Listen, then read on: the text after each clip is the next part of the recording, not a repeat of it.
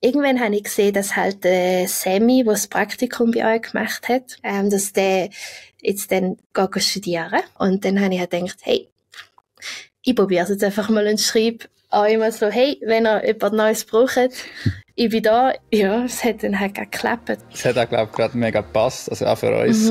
Mag ich mich noch gut erinnern. Und dann, wo du dann bei uns so ein bisschen angeklopft hast, hat das wirklich eigentlich auch gerade natürlich auch so, hat man dann gemerkt, so menschlich sehr gut gepasst. Und eben jetzt bist du 2 Jahre bei uns. Und das ist auch in der Zeit, wo wir so viel das Team aufgebaut haben. Und mittlerweile können wir es uns ja auch nicht mehr ohne euch vorstellen. Also. Ja, definitiv. Willkommen beim Storyflow Podcast. Dem Podcast zum Schreiben von deiner eigenen Geschichte. Ich bin der Flo und mache mich mit euch auf die Suche nach Menschen, die ihren eigenen Weg gehen und ihre Erlebnisse auch mit anderen teilen.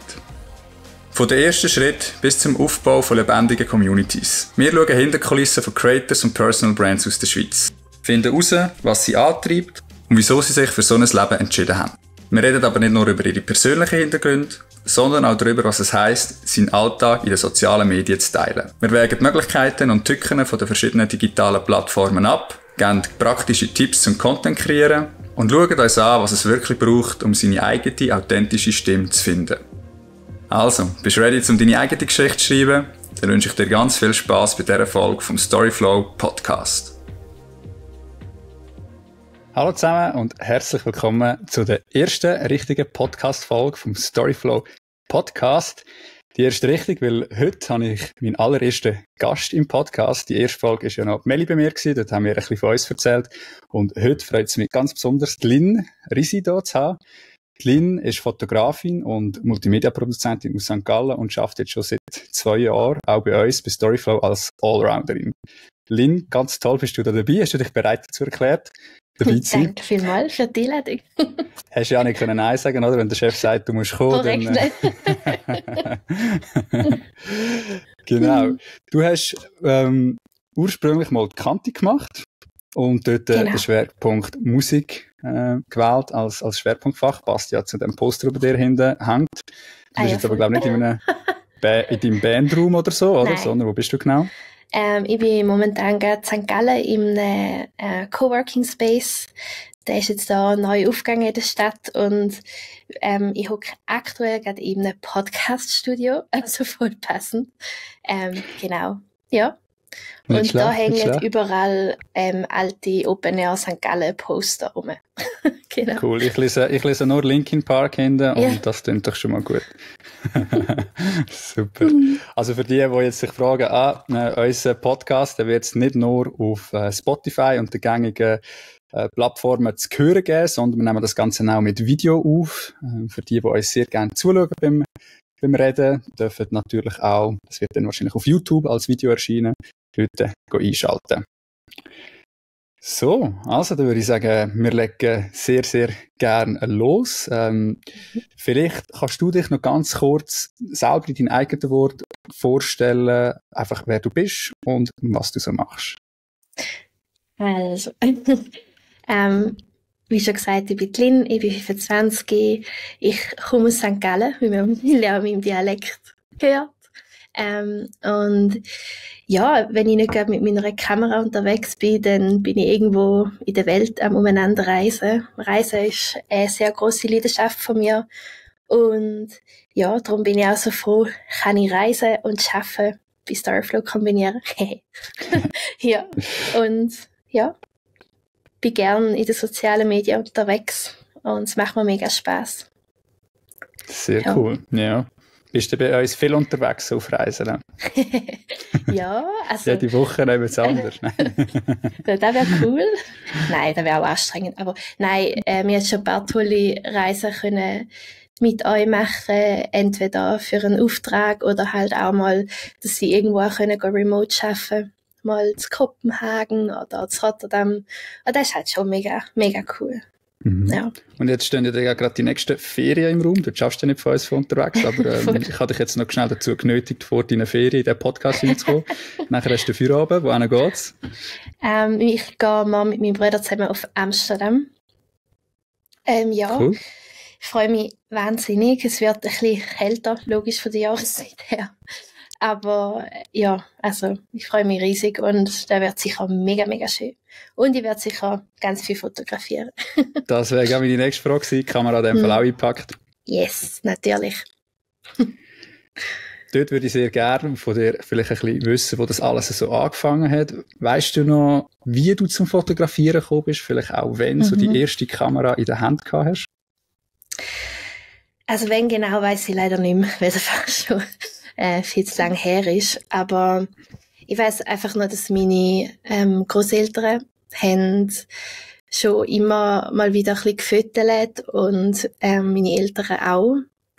Und dadurch, dass wir früher noch viel halt auch reisen sind mit Mami und meinem Bruder, ist halt die Kamera immer ein Begleiter gewesen. Und früher ich habe letztens so eine kleine alte Kamera von mir gefunden. So eine, keine Ahnung, die hat mir meine Großmutter mal geschenkt gehabt. Und die habe ich immer mit ins Schullager genommen. Und dort hat es halt wirklich so Aufnahmen drauf, wo ich mich wirklich schon so in die Kamera geredet habe. So, hi zusammen, ich bin Lynn und wir sind jetzt in Arosa im Skilager. So gut, also, so gut. Es hat echt schon früher angefangen. Also ich habe es früher schon gern gemacht und halt dann immer mehr gemacht und auch für andere Leute können Sachen machen. Und dann ist es irgendwie so entstanden, dass ich jetzt da bin, wo ich bin. Ja. Mega cool. Magst du dich noch erinnern, oder vielleicht ist das auch heute ja immer noch so, was dich ursprünglich so fasziniert hat am Fotografieren? Wieso, dass das nicht einfach so war, Grosseltern haben wir ein Spielzeug oder wer auch immer und ja, ich lege es dann wieder auf die Seite und dann ist wieder etwas anderes spannender. Ich würde jetzt einfach mal so behaupten, dass ich es schön gefunden habe, wenn man Sachen kann festhalten kann, gerade auch, wo ich halt noch so jung war, wenn ich das jetzt anschaue, ist das voll schön für mich, so zu sehen, so, oh mein Gott, so klein bin ich mal gewesen, so Zeug habe ich mal geredet oder so habe ich die Welt angeschaut und ich finde das auch mega spannend, wenn du kannst, wenn du auch deine Ansichten, also deine Weltansicht so weiterentwickelst und halt alles, was dir wichtig ist, kannst festhalten und nachher auch wieder aus dem kannst Geschichten erzählen. Das finde ich echt mega schön. Ja. Das heisst, also rein, wenn wir mal so ein bisschen vorstellen, wie lange dass du schon die Kamera in der Hand hast, also weißt du noch so ungefähr, wie alt das bist, wo das so ein bisschen, sagen wir mal, vermehrt angefangen hast, auch als Hobby zu machen, also regelmäßig zu machen? Ich so ab 15, so. Also ab 15? 17 Jahre. 17 Jahre, ja. Cool, sehr cool. Ja. Und ab wann hast du dann irgendwie gedacht, hey mal, das macht mir so Spass, ich würde eigentlich gerne schauen, dass ich das irgendwie vielleicht auch zu meinem Beruf machen kann? Ich habe während der Kante, so ein bisschen die ersten Berührungspunkte, also eigentlich nicht die ersten mit der Musik gehabt, sondern es ist halt dort noch ein bisschen mehr in den kreativen Bereich gegangen. Und dort habe ich auch so ein bisschen die ersten Aufträge können machen. Also einmal habe ich können für eine Kollegin von meiner Mutter, die so ein Lädeli hat, so Produktfotos machen. Und dann habe ich mal für die Stadt St. Gallen einen Fotoauftrag machen. Es sind immer so kleine Aufträge gewesen, die halt mega Spass gemacht haben. Und ich auch schon so ein bisschen was verdient habe.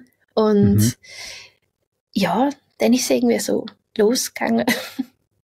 Ja. Du hast ja dann auch nach der Kante ein Studium eigentlich in die Richtung so ein bisschen gemacht. Kannst du uns darüber ein bisschen erzählen, was das genau für ein Studium ist? Also ich kenne es ja sehr gut, ich habe das Gleiche gemacht. Genau. Also ich habe Multimedia Production an der Fachhochschule Graubünden studiert. Es ist ein 3-jähriges Bachelorstudium und dort lernst du eigentlich wirklich alles von Programmieren, über Schreiben, über Reden, über Fotografieren, Filmen, wirklich, dass du eigentlich nachher kannst arbeiten und eigentlich jeglichen Bereich so ein bisschen Basics kennst halt. Und ich habe mich dann im Film spezialisiert. Ich habe mich dort fürs Major Videoformat Non-Fiktional entschieden und dort halt dann auch mal nicht nur fotografiert, sondern auch können lernen, wie man ja durch Videoaufnahmen kann eine Geschichte erzählen. Und Corona hat uns einen rechten Strich durch die Rechnung gemacht, leider. Also ich habe ziemlich viel von meinem Studium dann noch daheim verbracht. Und sind leider auch viel so coole Filmproduktionen halt ins Wasser gefallen. Ja, und nachher bin ich dann eigentlich ziemlich direkt zu euch. Genau. Zum Glück. Zum Glück, ja. Magst du dich vielleicht auch noch erinnern, also wenn wir jetzt einfach mal so ein bisschen deinen Karriereweg bis dahin nachzeichnen, da sind wir ja schon bald in der Gegenwart, aber wo bist du denn das erste Mal auf uns aufmerksam geworden, oder wie hat sich dort so ein bisschen die Connection entwickelt? Wow, mir fällt jetzt auf, wie oft ich eigentlich M sage. Das ist crazy. Das ist nur, weil du mir in der ersten Podcast-Folge irgendwie noch ganz viel M's probiert hast, rauszuschneiden. Ja. Ich glaube, den Aufwand betreiben wir dann wirklich auch nicht mehr da bei jedem Podcast. Das würde je nach Gast auf jeden Fall sicher ein bisschen den Rahmen sprengen. Aber ich habe da gut noch viel. Das ist dann, glaube ich, noch halb so schlimm. Ja. Wow. Jetzt habe ich voll die Frage vergessen. Kannst du mir genau. Wenn hast du das erste Mal, Mal vielleicht auch von uns gehört oder wo ist dort bei dir so ein bisschen, weil ich muss da dazu sagen, der Lin hat bei uns nicht sich auf eine Stelle beworben, die wir hatten, sondern du hast dich eigentlich bei uns gemeldet. Das ist korrekt. Also, ich bin, bevor ich bei euch angefangen habe, recht oft halt im Aargau gesehen, in der Gegend. Und irgendwie hat mir dann der Algorithmus euer Profil halt vorgeschlagen. Mega crazy. Und der Algorithmus, ja. Ja, nein, und ich finde es halt mega schön, wenn Leute authentisch sind und wenn es einfach nicht so fake sind online. Es gibt ja mega viel, wo sich mega verstellen und irgendwie Bilder so mega überbearbeitet und weiss ich, Kuckuck war. Und bei euch, mir hat es einfach mega angesprochen, auch von den Themen her, so Reisen und auch mit dem ganzen Vanlife. Vielleicht kurz Einschub. In meinem Major haben wir einen Film über so Menschen gedreht, die mit dem Van gehen reisen. Darum hat mich das mega angesprochen. Und ja, dann bin ich halt einmal gefolgt. Und dann irgendwann habe ich gesehen, dass halt Sammy, der das Praktikum bei euch gemacht hat, also wo jetzt auch noch dabei ist, dass der jetzt dann geht studieren, Ausgleich wie mir. Und dann habe ich halt gedacht, hey, ich probiere es jetzt einfach mal und schreibe auch immer so, hey, wenn ihr jemand Neues braucht, ich bin da. Und ja, es hat dann halt geklappt und bin mega froh. Ja. Cool, es hat auch, glaube ich, gerade mega gepasst. Also auch für uns. Mag ich mich noch gut erinnern, das war wirklich gerade so der Moment gewesen. Wir haben den Sammy gehabt und der hat dann halt sein Praktikum fertig gehabt, hat dann das Studium angefangen, das, was du eben und ich beide mir schon hinter uns gehabt haben. Und dann wäre halt gerade so der Zeitpunkt gewesen, wo wir sehr gerne wieder irgendwo durch eine bisschen Unterstützung gehabt hätten. Und ich weiss aber nicht, ob wir irgendwie wirklich schon mega ready gewesen wären, jetzt mega aktiv so einen Bewerbungsprozess zu starten. Und dann, wo du dann bei uns so ein bisschen angeklopft hast, hat das wirklich eigentlich auch gerade natürlich auch so, hat man dann gemerkt, so menschlich sehr gut passt. Und eben jetzt bist du 2 Jahre bei uns und das ist auch in der Zeit, wo wir eigentlich so ein bisschen das Team aufgebaut haben und mittlerweile können wir es uns ja auch nicht mehr ohne euch vorstellen. Also, das ist so ein bisschen, wir haben gerade vorher zurückgerechnet, wie viele Jahre das sind. Es sind eigentlich noch nicht so viele, die 2 Jahre. Aber es fühlt sich irgendwie auch schon viel länger an, weil wir einfach, also das Gefühl, also vom Gefühl her, schon eine richtig eingespielte Truppe sind. Ja, definitiv. Jetzt, was ich denke, was sicher auch noch spannend wäre, so für Leute, die zulassen, wir haben jetzt gehört, okay, du hast das Studium gemacht, ich habe das Studium gemacht, der Sammy ist jetzt gerade am Abschliessen von dem Studium.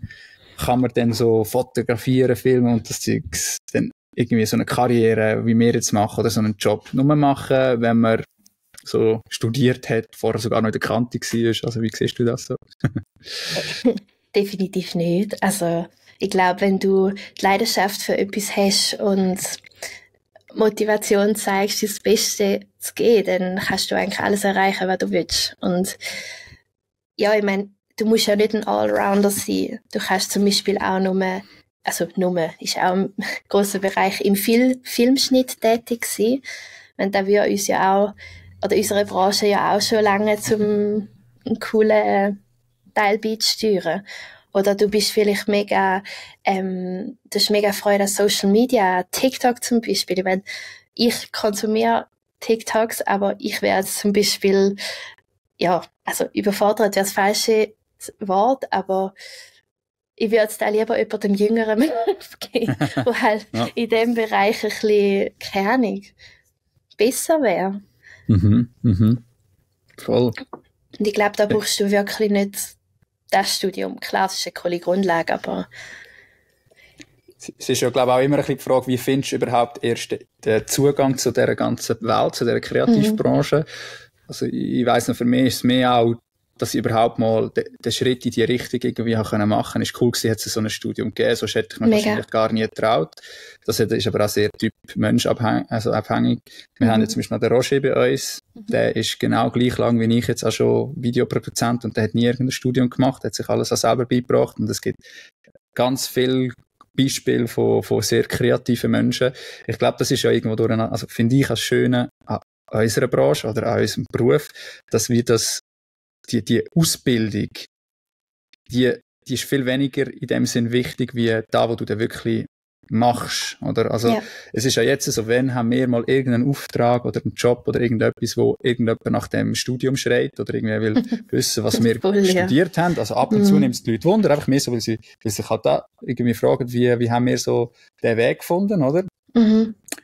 Aber da schauen die eigentlich wirklich alle einfach nur drauf, was haben wir für ein Portfolio, was haben wir so für Referenzen. Und das ist ja auch bei uns so mit den Leuten, die wir zusammen arbeiten. Also wenn wir jetzt eine Stelle ausschreiben, dann ist nicht kein Kriterium unbedingt das Studium gemacht haben. Es ist natürlich einfach auch ein guter Ort, um sich zu vernetzen. Und darum landen ja da vielleicht auch gewisse Anfragen oder Leute bei uns. Aber wir gehen natürlich viel mehr auch einfach auf die Skills und auf die Kreativität. Und ich glaube, das ist auch immer so ein bisschen etwas, das kannst du jetzt nicht unbedingt, also gewisse Leute werden vielleicht auch ein bisschen mit dieser kreativen Ader geboren oder entwickeln die und anderen sagt das gar nicht. Ja. Ich glaube, das ist schon das Wichtigste, dass halt, das habe ich auch gemerkt am Anfang, wo ich da die kleinen Aufträge übernommen habe. Ich habe meinen voll eigenen Stil, zum Beispiel beim Bearbeiten der Bilder und denen von der Stadt hat es jetzt gefallen und nachher hat die mich halt empfohlen und so bin ich immer wieder an neue Sachen angekommen. Und wenn du dich mit den richtigen Leuten umgibst und dich halt ein bisschen bemühst, dann kommt das mega gut, habe ich das Gefühl. Voll. Und gerade so das ist ja auch ganz viel mit Geschmack zu tun. Und gerade wie man ein Bild bearbeitet, das kann am einen mega gefallen und dann wird man weiterempfohlen. Und dann wird sprechen die Leute darauf an, wo genau der Stil gefällt und anderen gefällt er gar nicht. Und das ist schön, es ist keine exakte Wissenschaft. Es gibt in dem Sinne kein richtig und falsch und ganz viele Sachen, wo man irgendwie noch vor 10 Jahren nach Lehrbuch irgendwie gedacht hat, das macht man wirklich gar nie. Gerade jetzt, wenn ich mir so als Videoproduzieren denke, da werden heutzutage alle Regeln irgendwie gebrochen und ganz viele Leute, die mega Erfolg haben damit. Und schlussendlich finde ich, dass eben auch das Schöne in dieser Branche zu arbeiten. Es ist wie so, es geht nicht einfach so, du lernst etwas und dann hast du ausgelernt und dann machst du es einfach so das ganze Leben lang, sondern es ist eigentlich cool, du solltest eigentlich immer ein bisschen neue Sachen ausprobieren und dann halt auch vielleicht Sachen, wo du mal vielleicht im ersten Moment schräg findest und dann einfach mal, hey, schauen wir mal, oder? Und dann merkst du, hey, nein, das ist eigentlich noch cool, oder? Ja, voll. Ja. Sehr cool. Ich würde gerne noch ein bisschen vielleicht auf die Zeit nochmal zurückgehen. Eben, du hast gesagt, ihr habt dort während Corona ein schwieriges Studium, also im Studium ist es ein bisschen schwieriger gewesen. Wir haben halt auch vieles dann, wie wir jetzt hier halt online müssen machen. Sehr selten irgendwie natürlich die Möglichkeit gehabt, um irgendwie mit anderen Studierenden zusammenzukommen. Jetzt ist das für dich dazu mal, ja, natürlich, nehme ich an, schwierig gewesen, um das Studium so zu absolvieren. Aber hast du dort vielleicht auch etwas daraus rausnehmen aus dieser Zeit, was du vielleicht auch gemerkt hast, was dir wichtig ist und was dir nicht wichtig ist? Ja, also die Zeit ist schon sehr hart gewesen.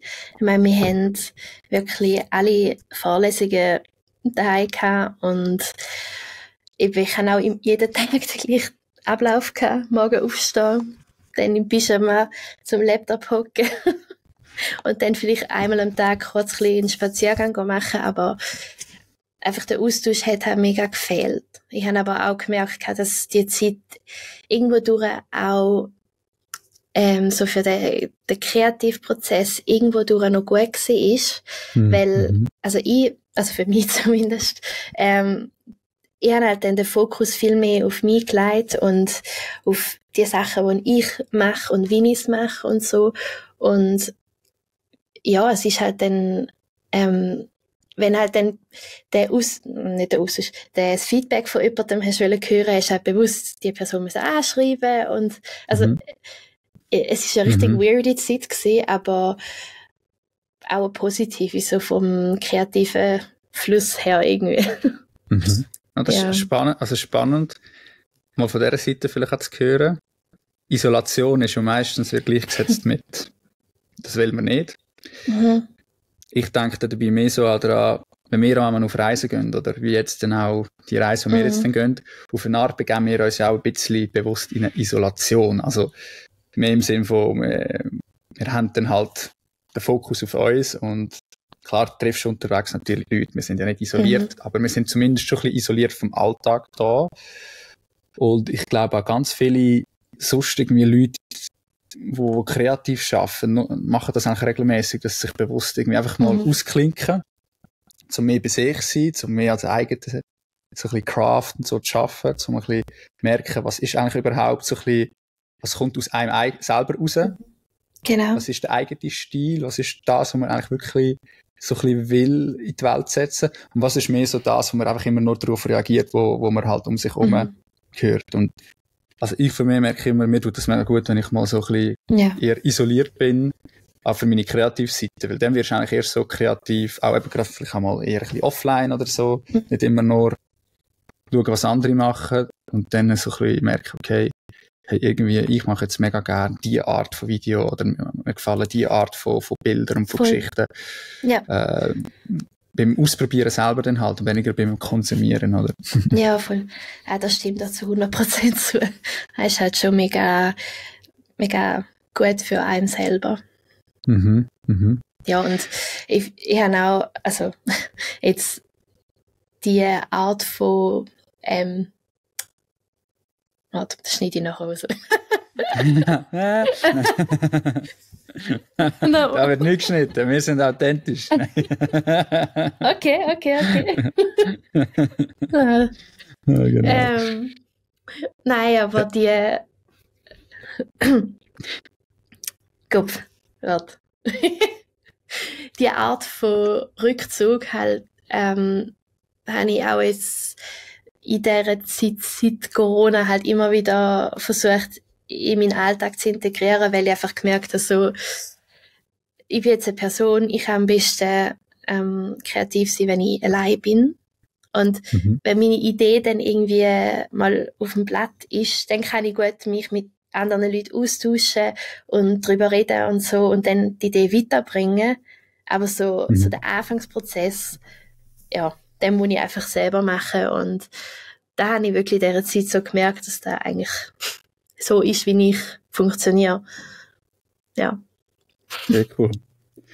Was machst du denn, um so ein bisschen deine kreative Ader ein bisschen zu fördern? Oder wenn du jetzt weißt, du hast jetzt irgendwie, musst eher so ein bisschen kreativ unterwegs sein, gibt's irgendwie, hast du so ein bisschen, sag jetzt, Routinen entwickelt oder auch Sachen, die du machst, damit du merkst, okay, das regt irgendetwas an?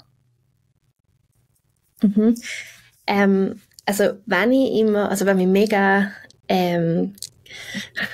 beflügelt ist das falsche Wort. Inspiriert. Genau. Ist halt das Reisen. Also das ist jetzt, wie jetzt zum Beispiel nächste Woche, ich spüre richtig, wie ich einfach so der Vibe wieder brauche, also das neue Sachen sehen und daraus wieder etwas generieren, nur schon das Fotografieren oder vielleicht auch Reels erstellen und so. Und wow, jetzt habe ich gerade voll den Faden. Gar kein Thema. Erzähl mir doch, weißt du, hast du eine konkrete Idee für ein Reel jetzt auf dieser Reise? Hast du schon irgendwie eine Idee, was machst du? Ja, also das Ding ist, etwas machst? es wird leider nicht so schönes Wetter sein. Oh. Ja, für gewisse Leute wäre jetzt auch voll so, aber ich sehe es jetzt eigentlich mehr als Chance an, weil ich wahrscheinlich irgendein Reel mache, so in die Richtung, so Moody Times in Amsterdam, keine Ahnung. Da kommt momentan mega gut an. Ja. Und also passt ja, glaube ich, auch so, wie ich dich kennengelernt hast, ist auch so ein bisschen zu deinem Wesen, du bist auch recht mutig, gell? Nein. Nein. Was ich eigentlich auch wollte sagen, ist mehr, du gehst, wenn du auf Reisen gehst, suchst du ja auch eher so ein bisschen also, wie sagen wir das, die melancholische Orte, ich weiss nicht, aber du gehst öfters eher so ein bisschen in den Norden, oder? Ja, definitiv. Und du suchst jetzt nicht unbedingt nur Sonnenschein und irgendwie Strandwetter, sondern eigentlich noch gern auch Orte und Destinationen, wo es halt auch mal ein bisschen grusig Wetter sein, oder? Ja, das ist, glaube ich, wirklich etwas, wo mir meine Mutter halt mitgegeben hat. Also wir sind früher noch immer in den Norden gegangen, wenn wir Ferien hatten. Also wir sind schon auch mal an andere Ort, aber halt so, ich bin damit aufgewachsen, dass es halt ein bisschen kälter ist und ich hasse auch ehrlich gesagt gar nicht so gern, wenn es mega heiß ist. Also ich bin wirklich, am besten müsste ich einfach in den Norden aufziehen. Wäre ich happy. Remote Work, nonstop von irgendwie, was wäre deine Destination? Schottland? Das ist schwierig. Also Edinburgh wäre schon, also ist meine absolute Lieblingsstadt und wäre sicher cool. Aber ich glaube so, könnte ich vielleicht ein paar Monate machen und nachher vielleicht eher so, keine Ahnung, ich finde Dänemark mega cool. Also da gibt es so ein paar Örtchen am Strand, die einfach Hammer sind. Oder auch Holland, ist auch mega schön. Einfach irgendwo oben. Irgendwo oben, ja. Island. Ja, gut. Ja, aber dort wäre wir ein bisschen zu weit weg irgendwie. Also bist ja gleich mal noch mit dem Zug schnell wieder daheim. Also ja, aber von Island ist es halt dann gleich 4-5 Stunden. Ja, das ist so. Ja, das ist so. Wissen wir, hä? Ja. Gut, bevor wir, also ich habe noch ein paar Sachen, die ich mit dir gerne ansprechen würde. Ich würde gerne ein bisschen, weil du hast vorher gerade von deiner Mami erzählt und du hast gesagt von dem nordischen Einfluss, oder? Ich weiss, dein Bruder heisst Björn. Aber es sind ja nicht irgendwie, also er hat nicht nordische Wurzeln, sondern es ist einfach so ein bisschen eine Leidenschaft, die bei euch so ein bisschen in der Familie rum ist. Ja, korrekt. Seit so. Ja. Gibt es da vielleicht auch so ein bisschen Geschichten, wo du dich noch magst erinnern aus der Kindheit, irgendwelche Helden, ob das Comics sind, ob das Märchen, was auch immer, oder auch so ein bisschen Geschichten, wo du, wenn du jetzt an deine Kindheit zurückdenkst und denkst mal, hey, die haben mich irgendwie inspiriert, oder mit denen habe ich mich können identifizieren, oder einfach, oder so, wenn du jetzt so an etwas zurückdenkst, oder, von dazu mal, und denkst, hey, mal, das ist so ein bisschen meine Lieblingsgeschichte gewesen. Lustigerweise ist mir jetzt gerade Asterix oder Obelix in Sinn gekommen. Geil. Also ich habe halt früher lustigerweise nicht viel Fernsehen schauen. Also das ist bei uns wirklich, wir sind noch ziemlich anders aufgewachsen, haben mehr mit rausgehen und lesen, Musik hören und so. Darum kenne ich mich ehrlich gesagt auch nicht so mega aus, weil da die ganze, was da alles gegeben hat, von so gut, es gibt ja ganz viele Helden in Büchern und eben, also Geschichten gibt es ja nicht nur im Fernsehen, sondern die meisten, also ich hätte jetzt zum Beispiel in meiner Kindheit, die prägenderen Sachen sind eher aus Büchern gekommen, wie aus irgendwie ein Cartoon oder so, also ja.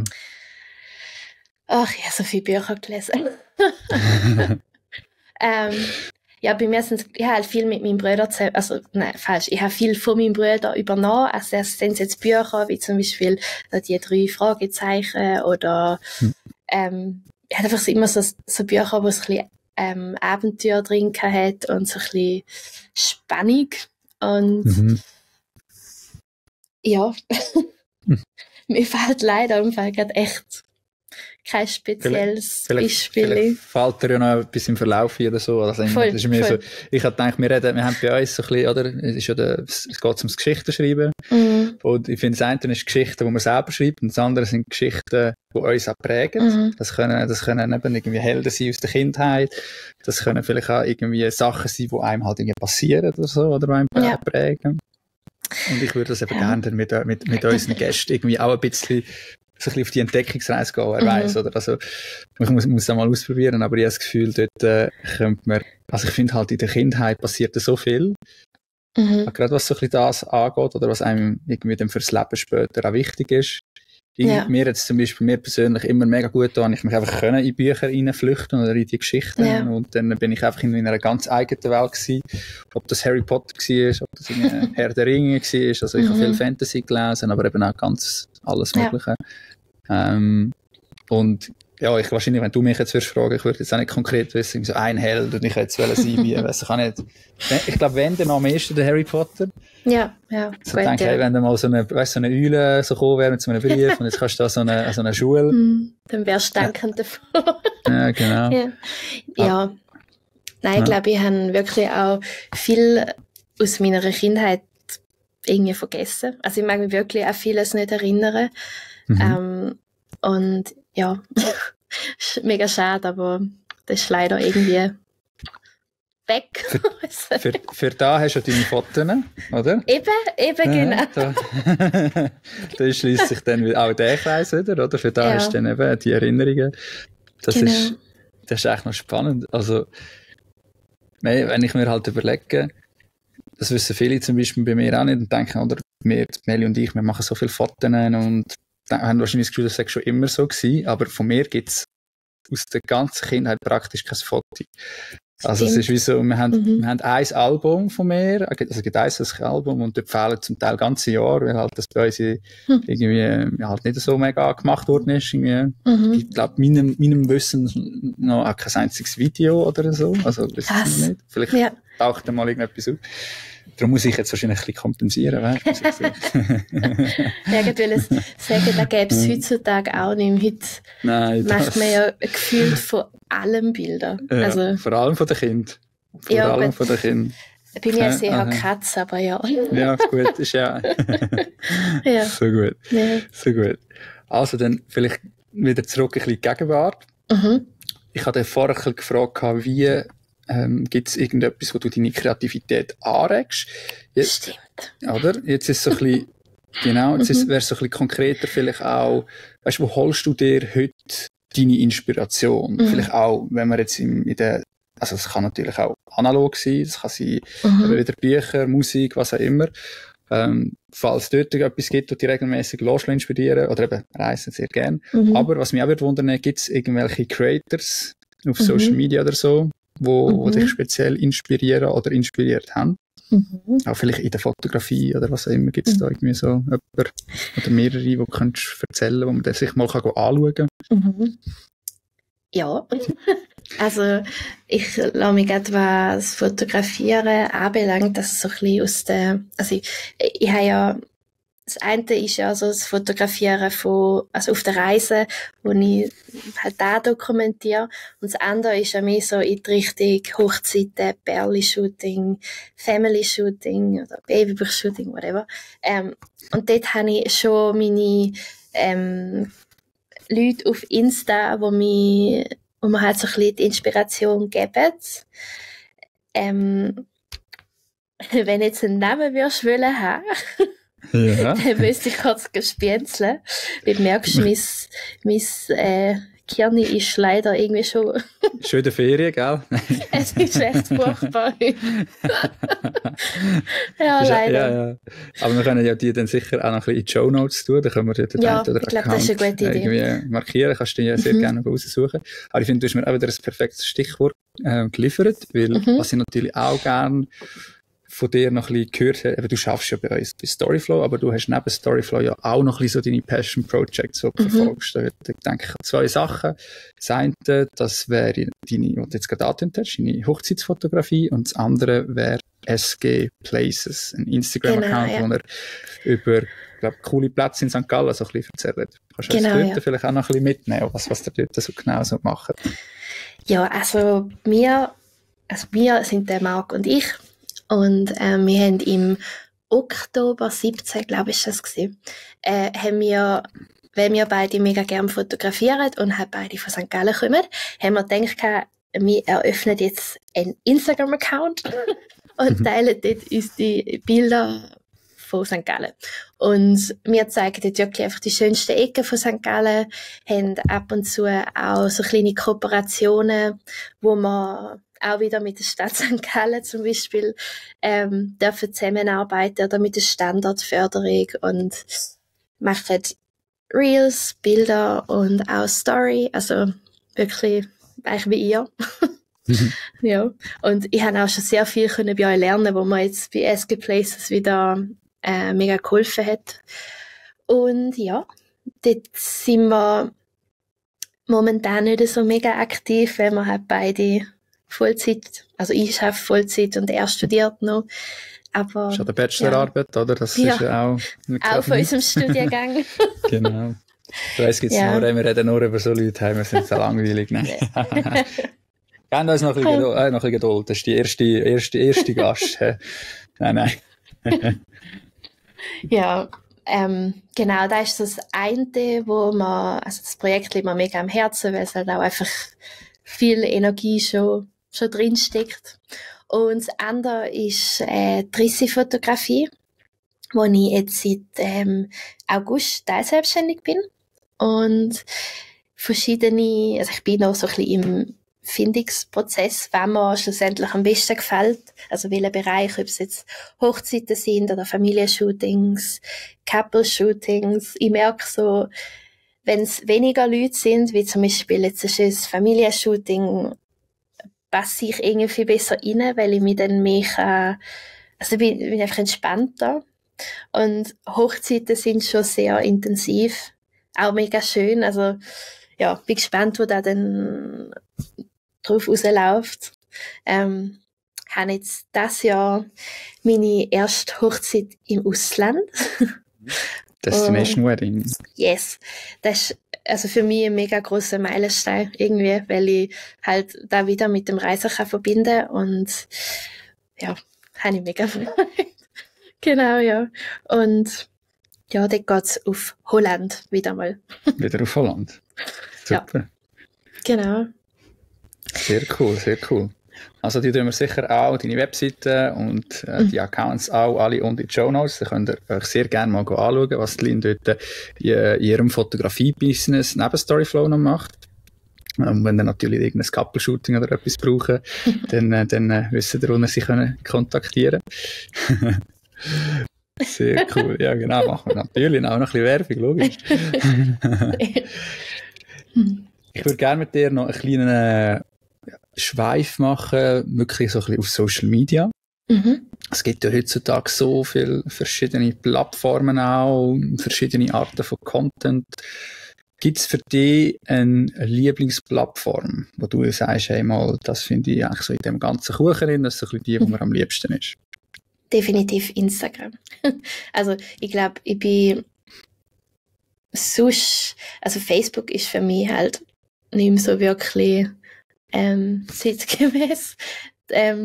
Und TikTok, wie gesagt, konsumiere ich gern, aber bin ich selber gar nicht aktiv. Und ich habe das Gefühl, auf Insta kannst du als Creator halt so ein bisschen am meisten dich ausleben und irgendwie Sachen ausprobieren und wirst halt auch vom Algorithmus, also kannst wirklich mit dem spielen und auf Trends aufspringen und ja, darum ist das, glaube ich, schon die Plattform, die ich am meisten nutze und auch konsumiere.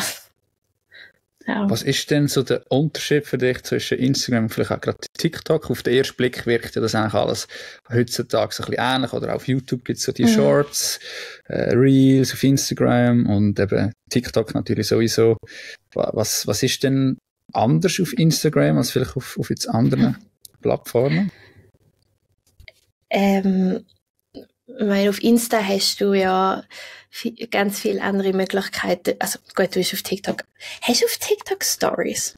Ich weiss es nicht. Ich bin nicht auf, wir sind nicht auf TikTok. Oh je. Und ich habe auch TikTok wieder deinstalliert, weil ich will schauen, dass ich nicht zu fest in den Loop hineingehe, wo du einfach endlos scrollst. Mir passiert es dafür dann auf YouTube mit den Shorts, dass ich dort lande, was auch nicht unbedingt viel besser ist. Cool. Genau, aber ja, TikTok bin ich selber zu wenig. Ja, nein, also ich glaube, grundsätzlich tust du ja auch auf Insta dann immer scrollen. Also es ist ja schlussendlich genau das Gleiche. Also so. Ich habe das Gefühl, auf TikTok hast du noch vielen authentischeren Einblick. Also weißt du zum Beispiel, ja, dass du zum Beispiel, also ich sehe da oft es gibt ja mega viele so deutsche Familien, also das ist ein gutes Beispiel halt, wegen der Kinder, wo halt, die filmen wirklich jegliche Moment aus dem Leben von dem Kind und teilen das einfach so, ja. Ich meine, ihr macht das ja auch mit der Ella, aber ich finde oft, also die Beispiele, die ich dort sehe, die sind wirklich, also, ja, würde ich jetzt so nicht machen. Und dort auf TikTok ist auch mehr so ein bisschen, dort erscheinen auch Trends viel früher. Du kannst echt davon ausgehen, wenn dort etwas mega viral geht, geht es in 2 Wochen oder so auf Insta auch viral. Und das ist halt auch so ein Grund, warum ich die App noch habe, dass ich halt auch dort schon so ein bisschen vorab sehe, was ist so in den nächsten Wochen halt cool und was kann ich für unsere Kunden auch umsetzen. Und ja, sonst halt Insta ist auch mehr noch für Fotos. Natürlich.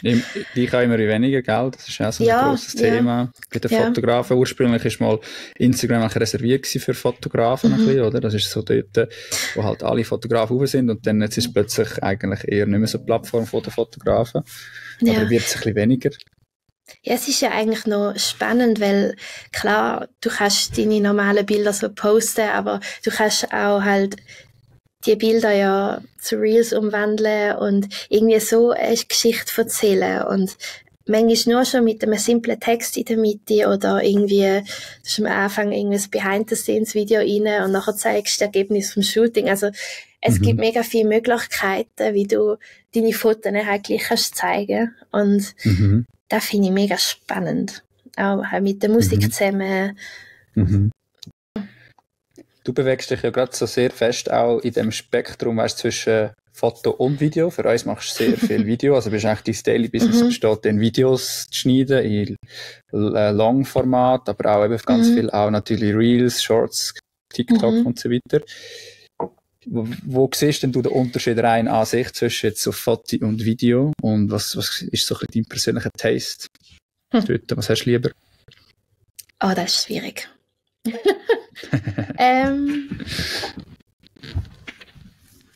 Ich bin, glaube immer noch ein grösserer Fan von Fotos, ne? Weil das ist auch etwas, wo ich, also bei Rissi-Fotografie so ein bisschen möchte, also ins Zentrum stellen, dass halt wirklich, wenn du ein Video hast von 2 Menschen, die sich, zum Beispiel ein Hochzeitsvideo oder so, dann siehst du ja auf Anhieb so, oh, die harmonieren, da ist eine Connection dazwischen und mega schön. Aber ich finde halt so, mein Ziel ist mehr, so die Bindung und Emotionen halt über ein Foto, zu zeigen. Weil ich finde, das ist einfach viel, wenn das Foto kannst aufhängen und du siehst, dass einfach, es ist viel stärker, also ich finde, die Message wird viel stärker übergebracht. Und ich liebe Videos auch, aber da kann auch sehr schnell mal etwas untergehen, weil es halt viel mehr Bilder zeigt und ja. Voll.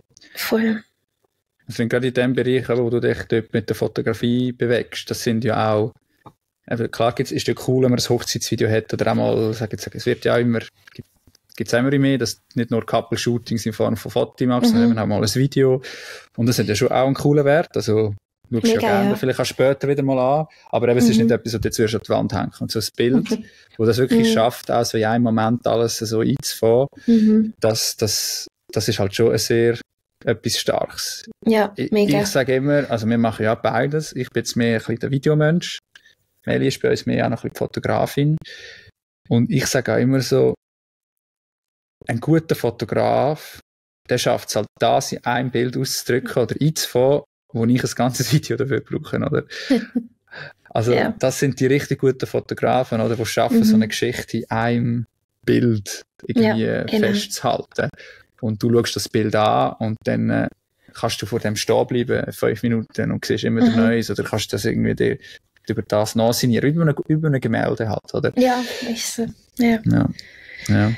Sehr cool. Ich finde es halt auch mega spannend, gell, dass sich jetzt auf Insta zum Beispiel, dass sich das alles so mega schnell entwickelt. Also, einerseits ist manchmal auch so, oh Mann, den Trend habe ich noch machen zum Beispiel und er ist jetzt gar nicht mehr in oder so.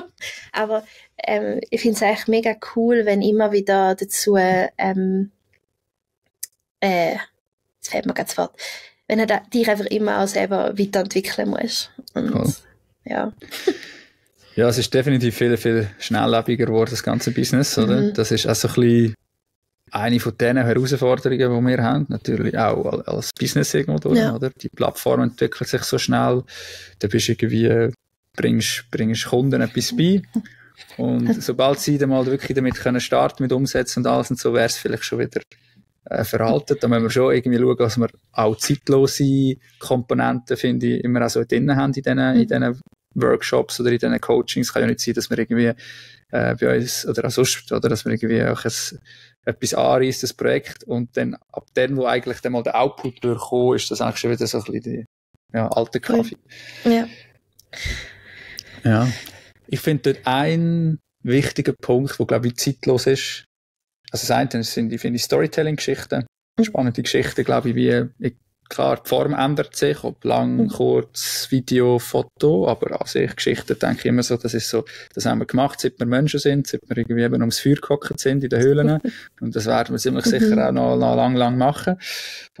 Genau. Und das andere, was du vorher auch so ein bisschen angesprochen hast, ist so ein bisschen das Authentische, wo ich schon das Gefühl habe, das ist auch zeitlos, oder? Also, irgendwie, das ist so da, um die Connection dann halt auch machen zwischen jemandem, der etwas erzählt und jemandem, der zulässt, braucht es irgendwo durch auch so ein bisschen, dass man dem glaubt. Ja, voll. Oder ganz einfach, dass man dem einfach glaubt, dass das, was der sagt, der Wahrheit entspricht. Und das ist natürlich ein riesengroßes Thema jetzt in der heutigen Zeit mit Fake News, KI und so weiter. Ja, damit, dass wir da die Büchse von dieser Pandora komplett jetzt nicht aufmachen und mega reingehen. Aber was mich wundern ist, einfach so ein bisschen jetzt gerade wird vielleicht auf Fotografie bezogen, in deinen Shootings, vielleicht auch im Videoschnitt. Einfach, wie schaust du, dass du die Authentizität kannst bewahren oder sogar erst vorholen? Das ist, finde ich, auch immer so ein bisschen eine Schwierigkeit. Gerade wenn du jetzt im Shooten bist mit Leuten, die nicht so geübt sind vielleicht oder so, wo sich vielleicht auch gewöhnt sind von anderen Shootings oder weiss auch nicht, dass man mega so Posen macht oder so. Wie machst du das?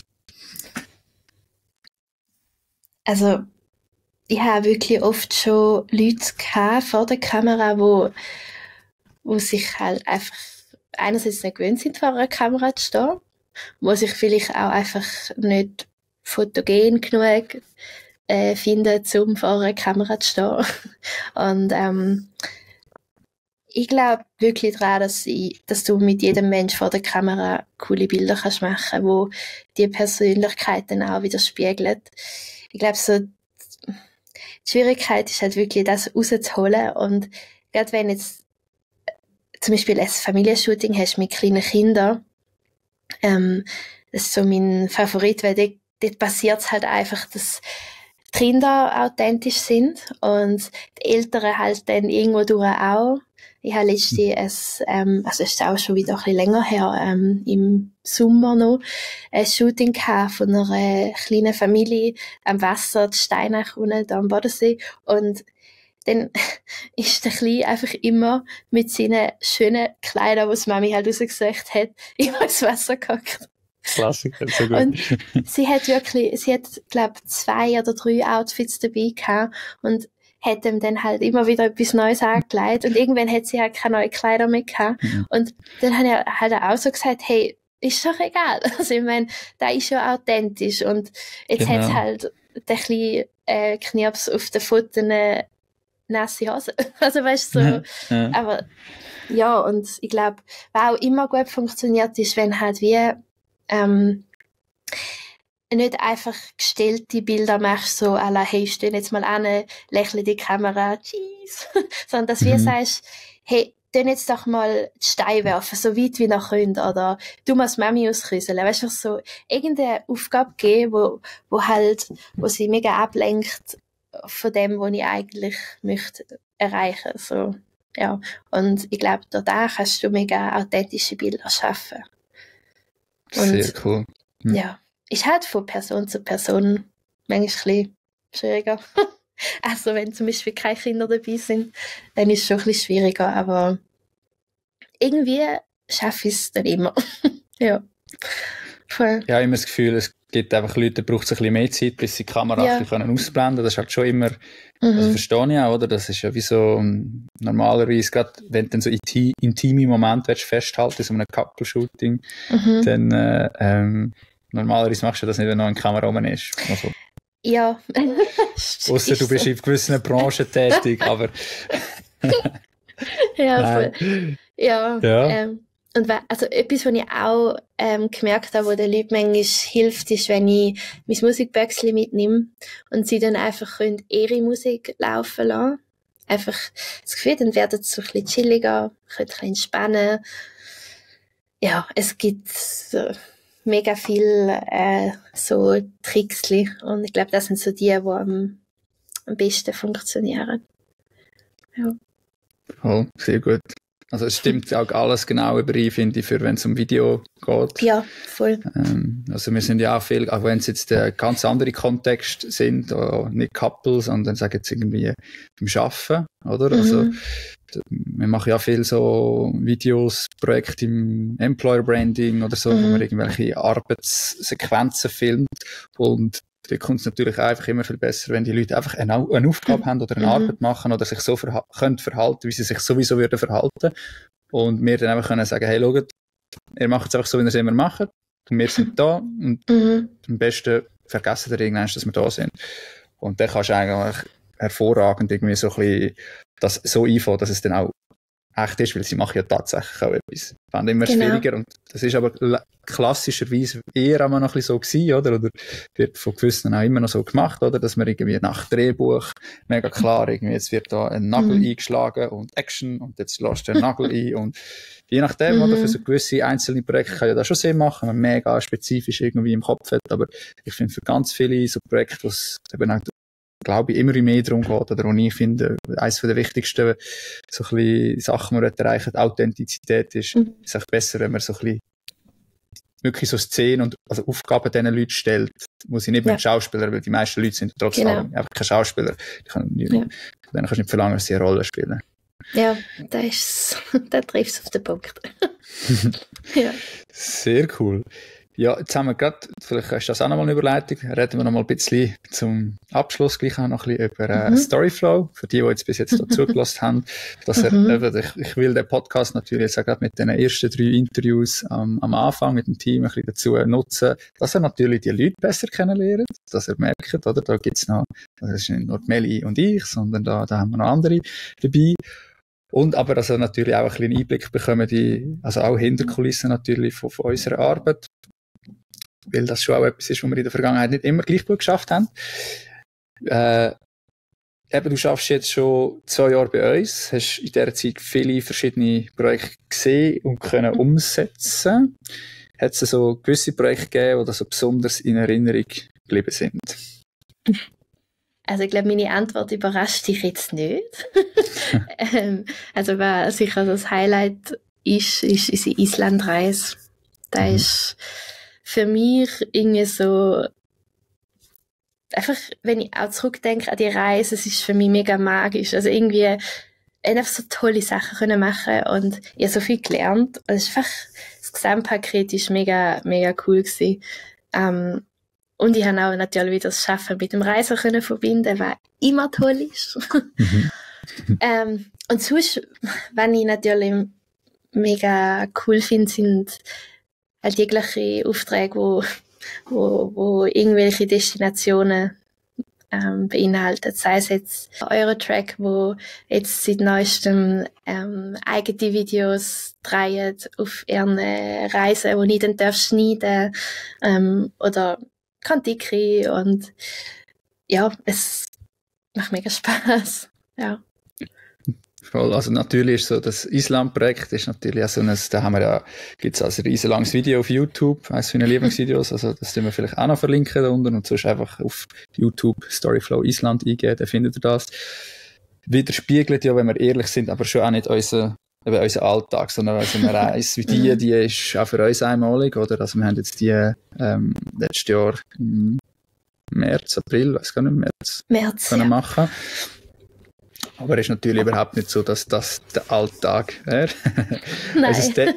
Unser Daily Business ist dann schon natürlich eben mehr so das Projekt, wie du erwähnt hast, mit Eurotrack, mit Kontiki, auch mit anderen, wo eben so ein bisschen dein Hauptjob eigentlich ja ist, dass du aus dem Material, das dir geliefert wird, von diesen Firmen, coole Videos schneidest. Genau. Also einerseits für YouTube, und aus dem eine Video machen wir dann sogenannte Micro-Content. Und da sind zum Beispiel Reels für Insta oder auch für YouTube, da die Shorts, oder stinknormale Bilderposts. Da kann ich mich eigentlich am recht ausleben, wie auch wo. Ja.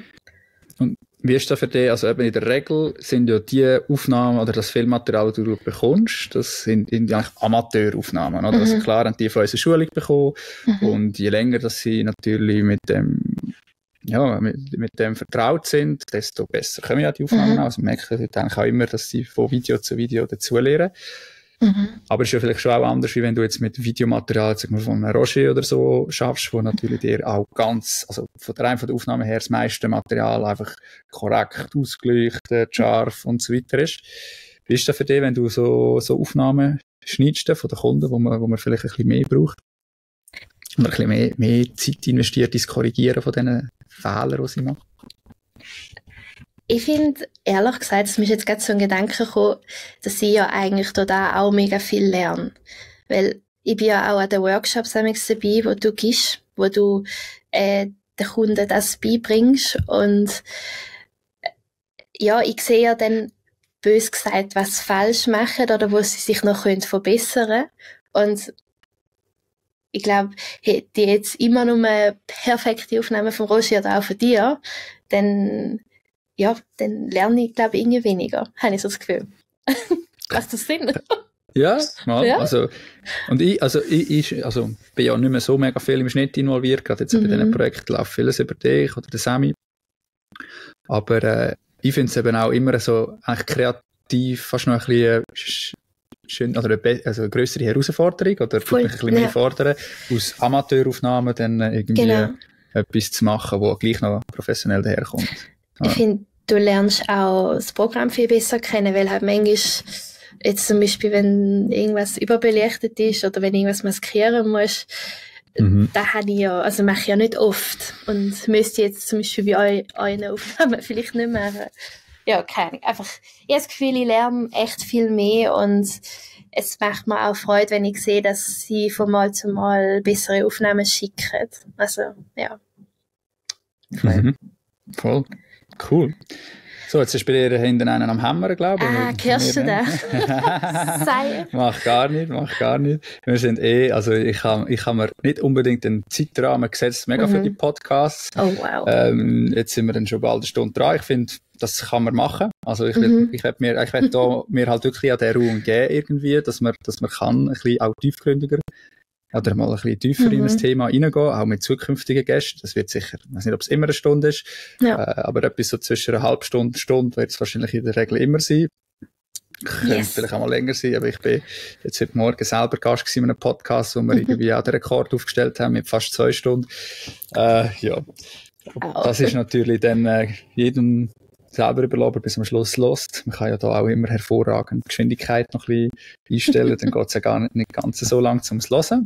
Aber ich persönlich, ich höre zum Teil auch Podcasts in 2-3 Stunden, weil ich mich sehr gerne auch ein bisschen mit Sinnen vertiefen. Dann kann man ja dann wieder zu einem anderen Zeitpunkt wieder anfangen. Und ist bei mir immer so ein bisschen wie, also wenn man mal einen guten Podcast gefunden hat, was ich jetzt hoffe, dass dann vielleicht uns dann auch mal, also sicher Zeit für gewisse Leute, dann ist es einfach cool, wenn man einfach weiss, hey, wir haben jetzt die Folge, wo man nachher weiterhören, man muss gar nicht irgendwie Zeit damit verbringen, um da lang etwas Neues zu suchen, sondern einfach hören. Darum, ich finde das nicht so schlecht. Jetzt als Abschlussfrage, spannende Frage, bin ich sehr gespannt, dass du mir dafür eine Antwort gibst.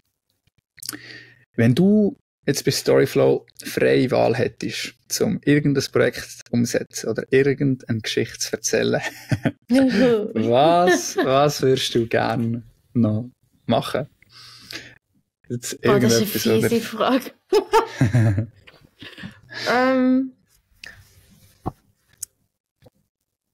Das ist echt schwierig.